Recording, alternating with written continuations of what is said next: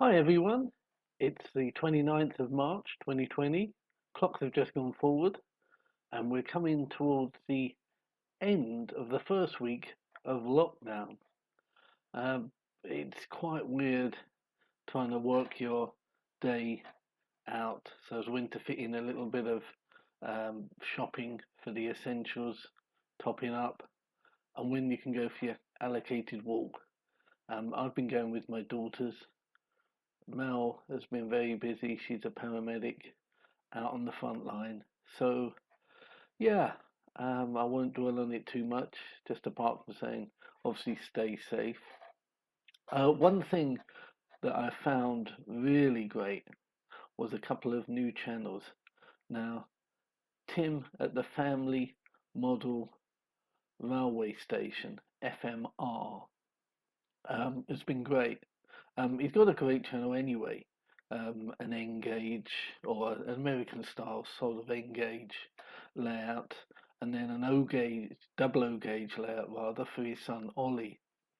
And he's great what he's done with the scenery, but what he is doing is a live stream most days, around about 1:30 UK time in the afternoon, and it's just a chance for a few people to come in, a general sort of live stream chat, as it were. And it's nice just to occupy an hour of your day. So I would suggest you go over and have a look at that. That's Tim at Family Model Railway. He also is doing a Wednesday stream about 8:30 in the evening, where he's building a new N-gauge layout and he's trying to do it on a budget. So really, really interesting. I suggest you have a look at that. The second one is Ollie from Wardle Road. Now he again is doing a couple of live streams. He's a great guy.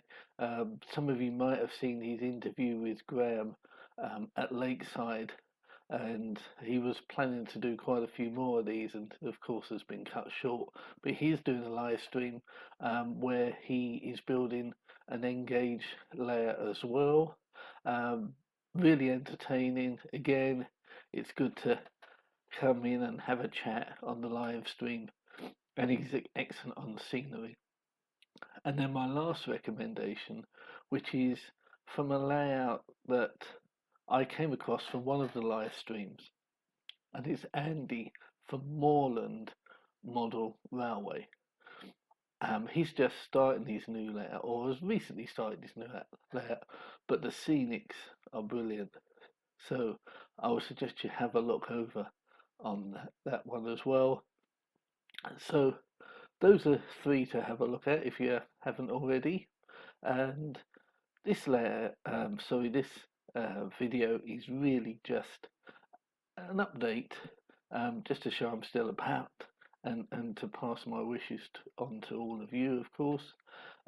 Just been doing work on the factory area and also a little bit more on the back scenes. So, yeah, take a look. And what I will be doing shortly is to do one with some more running shots, but there's running shots on the end. So, yeah, take a look and see what I've been up to.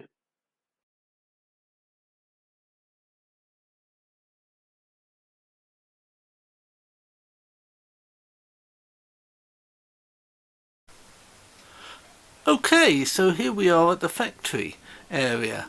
As you can see, we've moved on quite a bit since the last time. We've got some scale model scenery barriers, and we have a entrance security hut that's just made up from a railway modeler freebie. We need on the left hand side some fencing, and I'm just waiting for that to come through in the post. I had just made Medway plumbing, heating and ventilation sign, just pulled it from the internet, resized it and put on one of those boards that I had. So as we move a little forward, there is the staff car park. We've got the post office just delivering. In the corner is an Oxford die-cast forklift truck. If we move closer, we can see that Fred Dibner has just turned up, waiting for the managers to come through so they can discuss work that's going to be needed on the chimney. As we move and pan round, we've got the coal stays and coal landing stage put in. A little bit of work around the engine shed.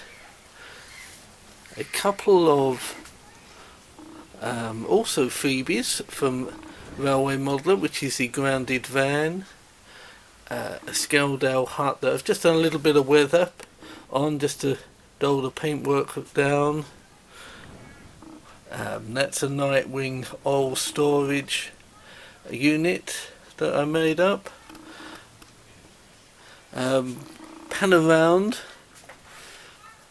Now that was my first attempt at ballasting, also with a bit of static grass. First time I did any of that, using just a puffer bottle just to try out, and as you can see there's a ballast that I used, and just used rail match sleeper grime over it, and yeah, just put some Jarvis concrete scatter, and yeah, I don't think it's come out too badly.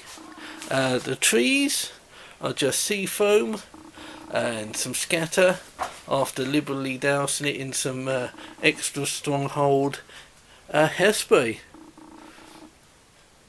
So that's the factory. Still some more work to be done, but I'm quite happy on how it's turned out. There's a bit of fencing I'll need to go through there. I suppose, for want of the word hard standing in the factory area, is just sandpaper, and then I went over with a wash just to dull it down, and again a bit of Jarvis scatter, and I don't think it's come out too bad.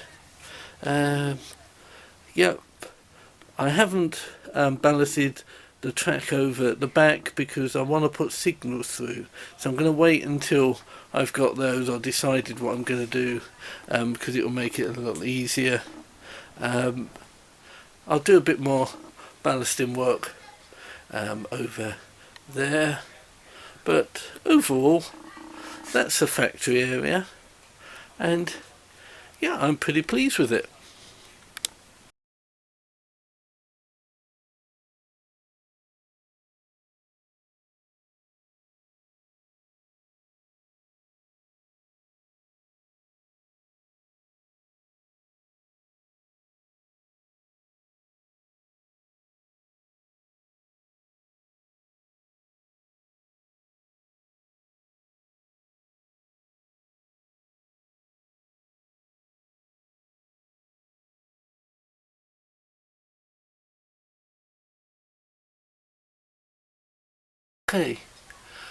Okay, now on to the sort of next stage on doing a scene behind the station, or along by the station. So with again, John from Piccadilly helped me out and gave me some suggestions. So I pushed the arches 30mm away from the back scene, and then just downloaded from Scale Model Sceneries their shops, and then personalised some of them. Again, I just put those onto serial packet and then mounted them onto 5mm foam board, so it just gives an impression of depth. So what we have above is a pavement by the shops, and if I go in a bit closer you'll be able to see that there are some people walking along. So some of the personalised we have Medway Funeral Services, then the Naj, which is our Indian takeaway that's in the village, and a very good restaurant as well. The next ones are just downloads. TMC motor factors are in our village. Just again to give it a bit of depth, a seafoam with scatter, good old Wilco's, and then in the village our local newsagent, Hubu and News. So there are a couple of people having a wander. You might think, hang on, it's a Suicide Squad, they're going to go off the end. But I'm going to order some steps, I think from Scale Model Scenery. Our other plan around was our harbour steps, so that'll be steps down. Just got to think of what I'm going to do further on. If anybody's got any suggestions to take us to the end, I do want a church scene there, then let me know.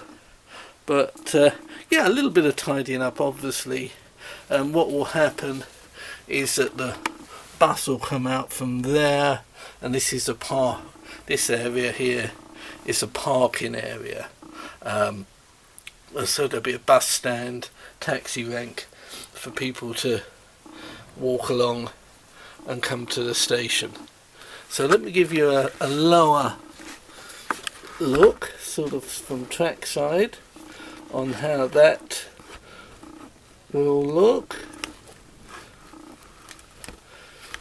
And it's a start.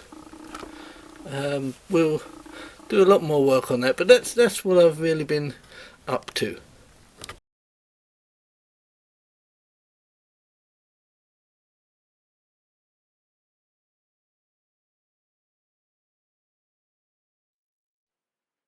Okay, so I hope you found that interesting, and as always, many thanks to John at Piccadilly for helping me out on the shops back scene with the arches. Still more work to be done, but it got me over first hurdle where I was just struggling. Also, a very big thank you to the new subscribers that come on. We're on the giddy heights of 196, so it'd be great if we could hit 200. But I really appreciate the new people coming on and those that are sticking with me. So brilliant. Thank you very much indeed.